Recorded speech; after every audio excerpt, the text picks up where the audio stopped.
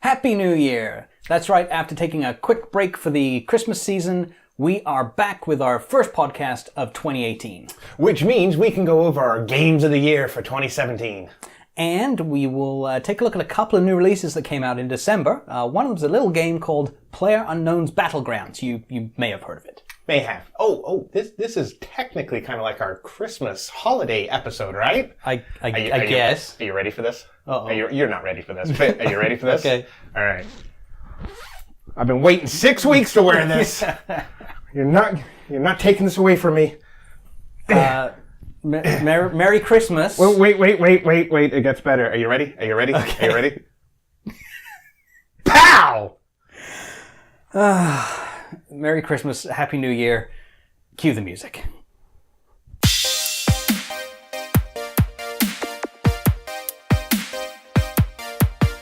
Greetings, fellow gamers, and welcome to the Silent Majority Gamers podcast. This is episode number 16, our last episode of 2017 / first episode of 2018.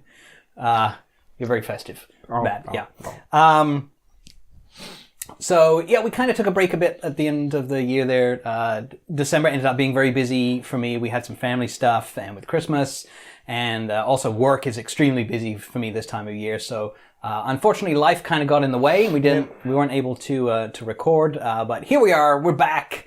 So this will be our year-end special for 2017. Let's start by just talking about what we've been playing over the last couple of weeks, I guess, 2 or 3 weeks, since we last did a podcast. For me, it's pretty simple because I am 100% addicted to Call of Duty World War II, and that is mostly all I've played. Most of my gaming time has gone towards that. I really want to get there's some other great games out there that I want to play, and I sit down at my Xbox like, what do I want to play? Call of Duty, and it's just my go-to, and I keep playing that. So, that's what I've been putting most of my time into. Me, on the other hand, I have managed to I managed to get some time off for work, which is like unprecedented. Nice. So I binged on as many things as I possibly could.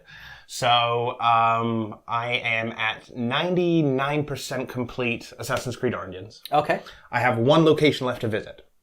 Just one. And I'm waiting because for Christmas this year, Sandy Claus ended up getting me a nice new fancy 4K HDR TV. Nice, but he couldn't fit it on the sleigh, apparently. Apparently not, so delivery is on its way. Okay. So as soon as that comes in, I'm going to play the last bit in that, just because Okay. it's gorgeous. I've seen it on your TV. It is beautiful. So I'm like, okay, I will hold off on that one last location.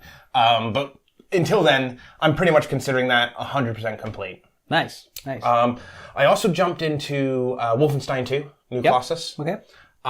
Which, very pretty game, very fun to play, very arcadey. I read so many things about it, and a lot of people who just absolutely loved the game.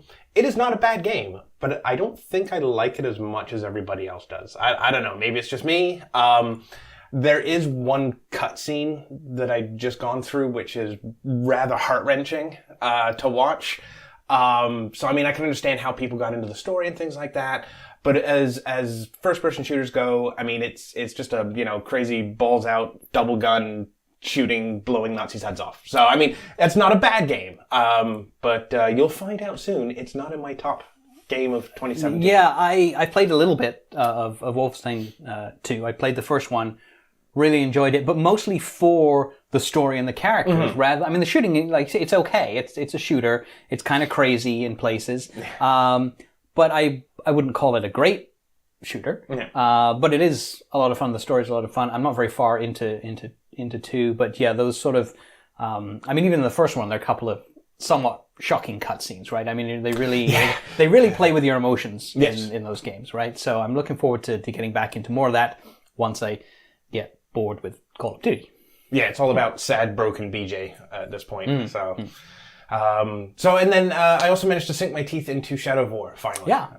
So, I mean, I'm not as too far into it yet, but so far, I mean, it's great. It's great. It's so funny. I love the humor in it with the orcs. Gameplay's fantastic. It's built upon what Shadow of Mordor was.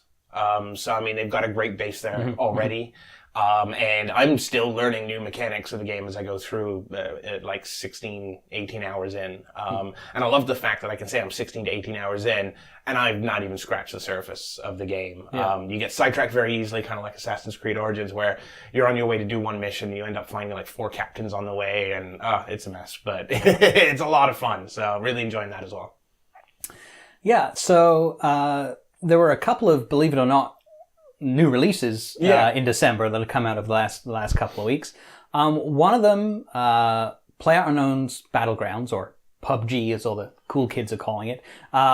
It's been on early access on Steam for a while. Yeah. The sort of first official version did release on PC. Yeah. And they did a deal with Microsoft for an exclusive for console. So they released an early access version for Xbox in December. And I mean, if you haven't heard about this game, I mean, everyone is playing this thing. Yeah. It's been the top game on Steam for a while. Just everyone's going crazy for this thing. So we figured it's coming to Xbox. We should give this a try. So we've played a few rounds, and I don't know if it was just overhyped. I don't get it. I know. I don't know. Yeah, I'm kind of the same way. I don't get what all the excitement is about. Now, in all fairness, on Xbox the game is still in preview. It is, as I've termed it, somewhat janky. That's the only way to describe it. Janky. It's a great word. Yeah, there's some glitches and some frame rate issues and some stuff. It's not like a perfectly smooth running game. But even that aside, yeah, I'm not feeling it. I'm not feeling what millions of other people are feeling, obviously. Yeah. Well, again, right, you mentioned it is early access, right? So, I mean, you got to give them a kind of a bit of a pass on that. But gameplay-wise, yeah. So I played a few games by myself. Yep. And there are moments where it's exciting. Absolutely, right? You finally get down to like 20 people. It's you versus 99 other people. The map gets smaller and smaller. You all have to meet there. And yeah, about 20 people in, it gets very exciting. But I mean, after a few rounds, it's like, okay, I'll play Call of Duty now because that game is better. Yeah. I mean, we try and be positive here, so I don't want to really be down on the game. It's not a bad game. Obviously, it's sold. I think they said they've sold 2 million copies or something on Xbox in previews. So it's hugely popular. Just not for me so much, I think. Well, we played the duo mode, right? Yeah, we played together. We both on the same same squad sort of thing. And it was more entertaining just playing with somebody else, joking around, getting hit with a frying pan, stuff like that. I mean, it's funny when you're playing it with somebody. And maybe because the PC is a smoother experience, maybe that's a little different. Plus that it's a streamer's dream. You can stream that and everyone's watching it. So and it's got a lot of following and a lot of hype behind it. But yeah as you said, maybe not for me. I mean, I'll keep playing it with more releases that they come out with, like updates and things like that, more maps. But yeah, right now, if I'm sitting down to play and I want an online shooter, it's Call of Duty. Yeah, well, for me, if I sit down to play anything. It's Call of Duty. That's just me. So there was another weirdly placed new release in December, and that was Battlestar Galactica Deadlock. So this is a game that's based on the more recent Battlestar Galactica TV show, sort of that universe and that world. And it is, at heart, it's a turn-based strategy game. It has a very, reminds me quite a bit of XCOM, the XCOM series. You have, you go into a mission, you have a turn-based battle, and then in between that you have, resource management and that kind of stuff and base building type tasks to do. But it's all, the combat is all space-based with starships. Yep. So you're, these battle stars and various other cruisers and ships and stuff. So you're doing turn-based and you're giving orders to your various ships, and then they carry them out. So it's a little different in that both sides give orders to their ships for what to do for the next few seconds. Right. And then both sides play out at the same time, sort of like in a real-time thing, where the time will advance and the ships will follow your orders. Right. So it happens simultaneously. So you sort of pick where you want your ships to go and who you want them to fire at, and the other side will do the same thing, and then time advances and you see the result of that, and then you do the next turn. So it's kind of interesting that way. It very much brings back that feeling from the TV show with the big space battles and that kind of stuff. Yeah. It's very cool. And when you finish a mission, you can actually go back and replay the entire thing in real time from start to finish. Oh, really? So you can see the whole battle again without the stopping, in between. Oh, okay. Turns, so right? when you say replay, at an actual replay where it records it, and then you can watch the whole battle as it unfolded, sort of if it was in real time. Which is kind of a cool thing. And they have an automatic camera thing which tries to do sort of a cinematic view of the action and stuff. So it's kind of cool. I've played a bit of it. I haven't gotten very far, but seems kind of interesting. And for something completely different to play other than Call of Duty, it's it's good. Yeah. So I'll give more updates on that as I play more of it. Yeah, it's in my bucket of Play Me Next list. Yeah. Along with a few other titles, but I'm getting there. We're getting through them. Speaking of cups, we want to talk about our top games of 2017? Oh, let's do that. So it's the end of the year, so let's talk about our picks for Game of the Year. So what we've done is pick 2 runners-up. Yep. Each. So we'll do those, and then we'll go into our picks for Game of the Year. So you want to start with your runners-up? Okay, so first runner-up is Assassin's Creed Origins.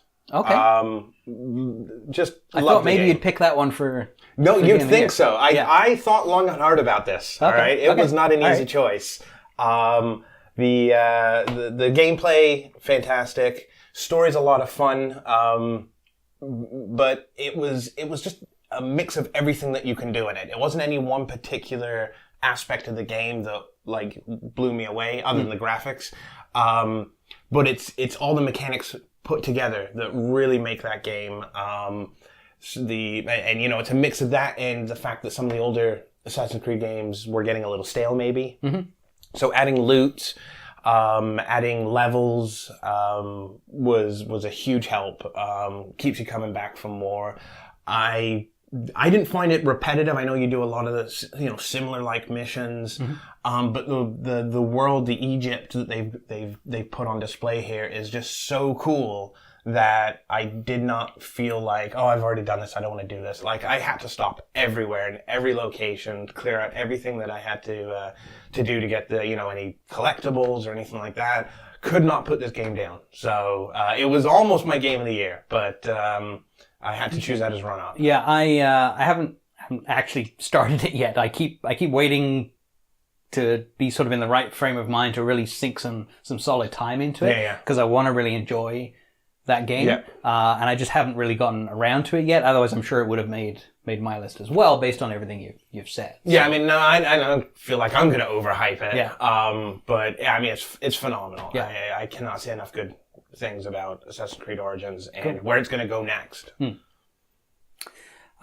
So my first runner-up, I think I've got to give that, and it's almost like an honorable posthumous mention for Marvel Heroes Omega.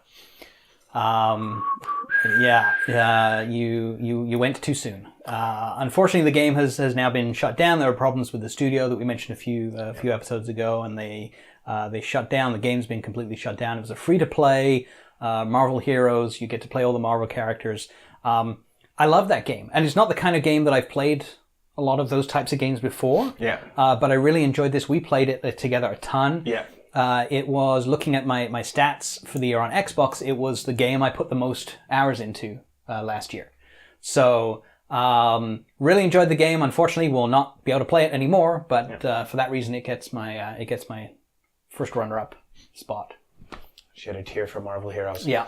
Alrighty. Excuse me. So my second runner-up, and I have to cheat a little bit. So I was trying to think what it could be, because I have played so many games, And There were some good games this year. It was a toss-up between two games, Cuphead and South Park. Okay. The Fractured Butthole. Gets me every time. And I figured the criteria for my game of the year should be something that I completed like all the way through.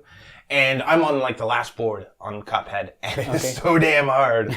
So I officially, and hang my head in shame as a gamer, have to say that I have not fully beaten Cuphead. Okay. I've seen every level now, but oh my goodness.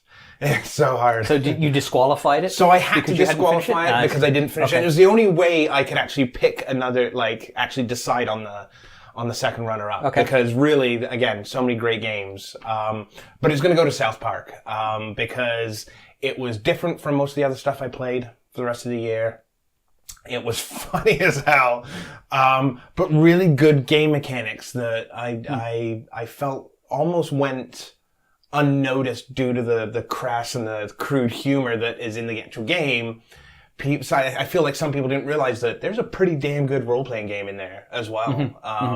With a ton of stuff, lots of hidden stuff, Easter eggs, costumes you can wear, and another one of those, just a joy to play. Again, some games get repetitive after a while. I know with the first South Park that I played, by the time you get to the end game, you're literally doing the same two moves, and the battle is over. But this one, I know right to the very last battle, you got to use some strategy, and you got to figure out what moves you want to use, where you're going to end up on the grid of the fighting battle plane. Definitely, it's going to go to South Park for me. Excellent. Okay. My second runner-up, I have to do this. I'm sorry. It's got to be Call of Duty World War II. Yeah. Just because I just love that game. It's a real return to form for the series. I have not enjoyed one this much probably since like Black Ops 2. The campaign is really good too. I finished through the campaign. Really great story, excellent campaign, but the multiplayer has kept me coming back for hours and hours and hours. So thoroughly enjoying that. We're still playing it quite a bit together too. So Call of Duty gets my second runner-up. And the only reason it wasn't on my list is because I knew I was pretty sure you would go with it. But you're right. It's a return to form where we're just enjoying it again. Got some of the old crew back. Shout out to Cow Satan. That's his real name. And it's just I'm having a blast with it. Yep. So but again, the only reason I didn't pick it was because I figured you'd go that route, and I wanted something different for my number one. All right. So speaking of, drum roll while we take a sip of coffee.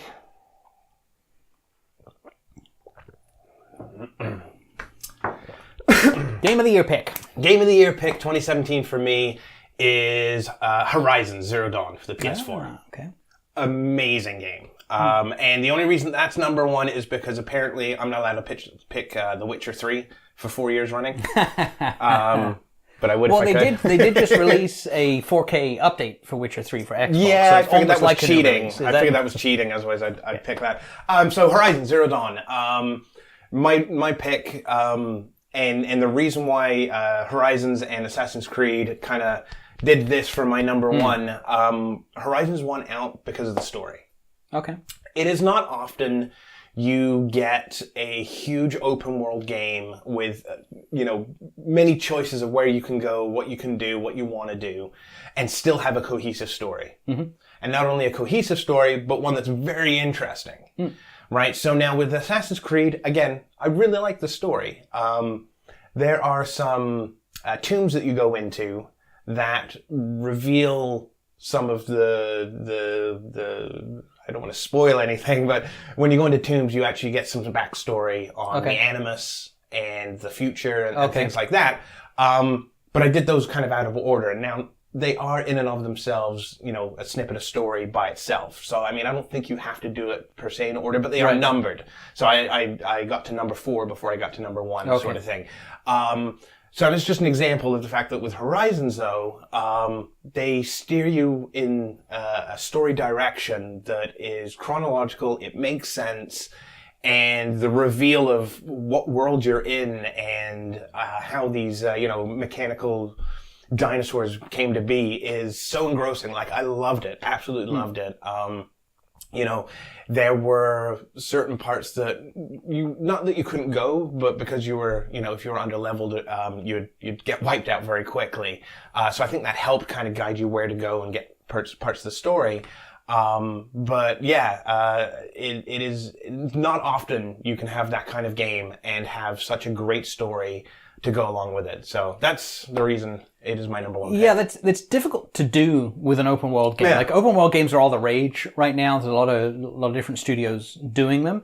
But it is very difficult to have, like you say, that cohesive linear story in the context of a big open world where you can go do anything. Right? Yeah. And you do sometimes end up with that kind of stuff where you're doing things maybe a bit out of order than what the developers had intended as the ideal, but they have to... It's got to be broad enough story that it doesn't ruin anything. Yeah, you've got to be allowed to have that choice for it to be an open world game, but at the same time, you want to curate a linear story that makes sense. Right? Yeah. So it's difficult to pull that off. So it's interesting to hear that Horizon Zero Dawn. Yeah, I have no idea how they did it, but but it was amazing. I'm hoping they come out with a sequel on that one. I know they just released the DLC, but I'll be waiting for the sequel on that one. Yeah, it wouldn't be surprised me. The game was so popular and did so well. It did. Yeah.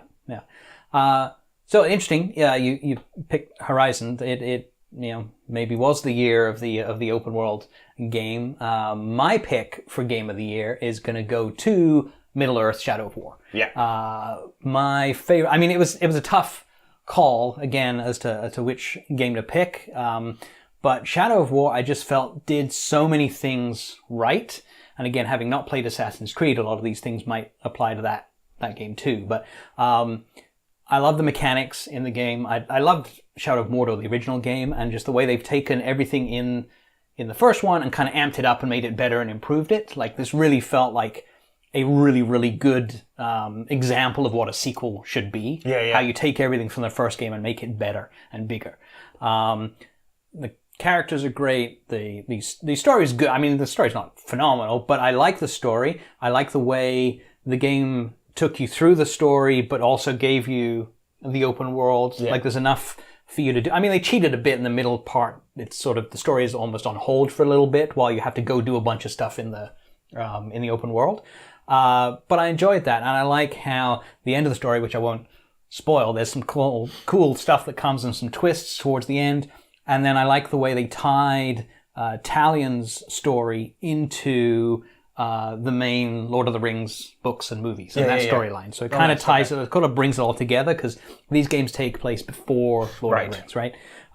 So I like the way they bridged that, and sort of sets up the movie. So that was kind of cool. But the Nemesis system, the improvements they made to that, and the way that you have these random encounters with orcs in the world, and the different things that can happen, and the way everybody's playthrough is going to be different, and even multiple playthroughs, you won't have the same thing twice. And I'm looking forward to revisiting that game and going back to it at some point and playing it again and getting a new experience, because it was just so much fun. Yeah, and I think that's how, that's part of the way they're able to do this open world and yet still keep you into the story, is because almost every Captain Orc encounter is like its own little story. Yeah. I came across a guy who was apparently unkillable.